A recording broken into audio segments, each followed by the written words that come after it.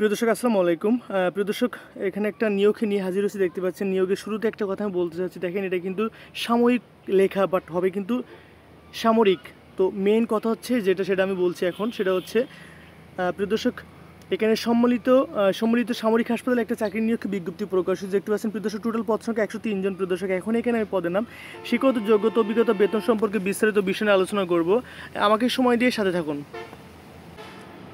প্রিয় দর্শক, শুরু করার আগে সবসময় যে কথাটা আমি বলে থাকি যে আমি বাংলাদেশের যে কোনো চাকরি নিয়োগকে বিজ্ঞপ্তি প্রকাশিত সাথে সেটি আমি আমার চ্যানেলে প্রকাশ করে থাকি। তো আপনি যাতে ঘরে বসে যে কোনো চাকরির নিয়োগকে বিজ্ঞপ্তি পেতে পারেন, সেজন্য অবশ্যই আমার চ্যানেলটি সাবস্ক্রাইব করে পাশে থাকতে হবে। প্রিয় দর্শক, শুরু করছি। এখানে প্রথমে যে দেখেন 1 নম্বর যে পদটা এখানে আছে, আমি আবারও বলছি, এখানে 1 নম্বর যে পদটা এখানে আছে, দেখতে পাচ্ছেন এখানে নার্স। প্রিয় দর্শক, এই পদে আপনাকে প্রতি মাসে বেতন দেবে 35,000 টাকা, লোক নেবে 10 জন। প্রিয় দর্শক, এই পদের জন্য যে শিক্ষাগত যোগ্যতা এবং অভিজ্ঞতা চাওয়া হয় সেটা হচ্ছে বিএসসি ইন নার্সিং পাস, সংশ্লিষ্ট কাজের অভিজ্ঞতা অগ্রাধিকার। ওকে, আমার 2 নম্বর যে পদটাতে দেখেন, আমার 2 নম্বর পদে বলা হয়েছে এখানে ইন্টেনসিভ কেয়ার অ্যাসিস্ট্যান্ট আইসিএ। এই পদে আপনাকে বেতন দেবে 40,000 টাকা, লোক নেবে 15 জন। এখানে বলা হয়েছে যে ডিপ্লোমা ইন সমমান, এখানে সংশ্লিষ্ট পেশার কাজের অভিজ্ঞতা থাকতে হবে। ওকে, আমার এখানে পরবর্তী 3 নম্বর যে পদ সেটাতে দেখেন, আমার পরবর্তী 3 নম্বর পদে বলা হয়েছে এখানে যে অপারেশন থিয়েটার অ্যাসিস্ট্যান্ট ওটিএ, বেতন দেবে 30,000 টাকা, লোক নেবে এখানে 6 জন। এখানে বলা হচ্ছে ডিপ্লোমা সমান সংশ্লিষ্ট পেশার কাজের অভিজ্ঞতা থাকতে হবে। ওকে, আমার এখানে 4 নম্বর যে পদটা দেখেন মেডিকেল অ্যাসিস্ট্যান্ট, বেতন দেবে 30,000 টাকা, লোক নেবে 21 জন। এখানে বলা হচ্ছে ডিপ্লোমা সমান সংশ্লিষ্ট পেশার কাজের অভিজ্ঞতা থাকতে হবে।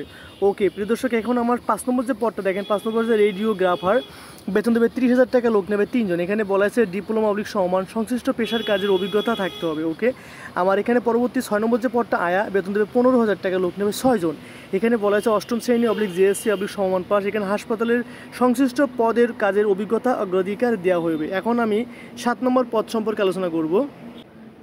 প্রিয় দর্শক, আমার 7 নম্বর পদটা একটু দেখেন। এখানে বলা হয়েছে 7 নম্বর পদের নাম পরিচ্ছন্নতা কর্মী, আপনাকে মহিলা, বেতন দেবে প্রতি মাসে 15,000 টাকা, লোক নেবে 6 জন। এখানে বলা হয়েছে যে পঞ্চম শ্রেণী পিএলসি সমান পাস, এখানে হাসপাতালের সংশ্লিষ্ট কাজের অভিজ্ঞতা অগ্রাধিকার প্রদান করা হবে।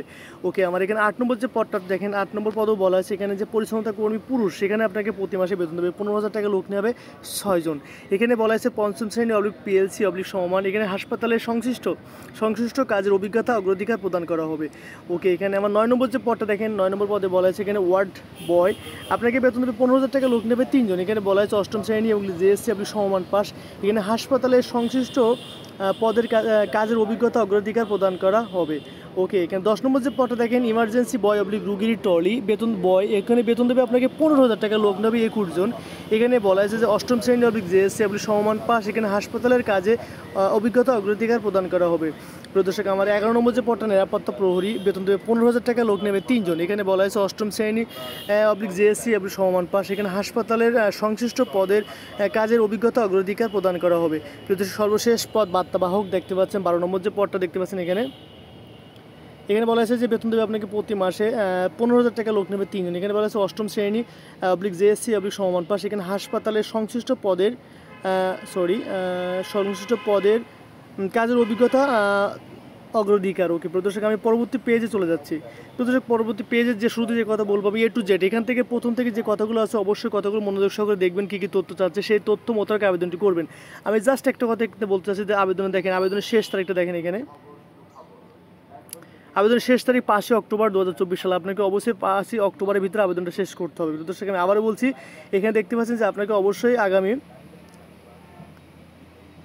5 অক্টোবর, আপনাকে অবশ্যই 5 অক্টোবর দেখতে পাচ্ছেন, যেটা আমি দেখিয়ে দিয়েছি, দেখতে পাচ্ছেন।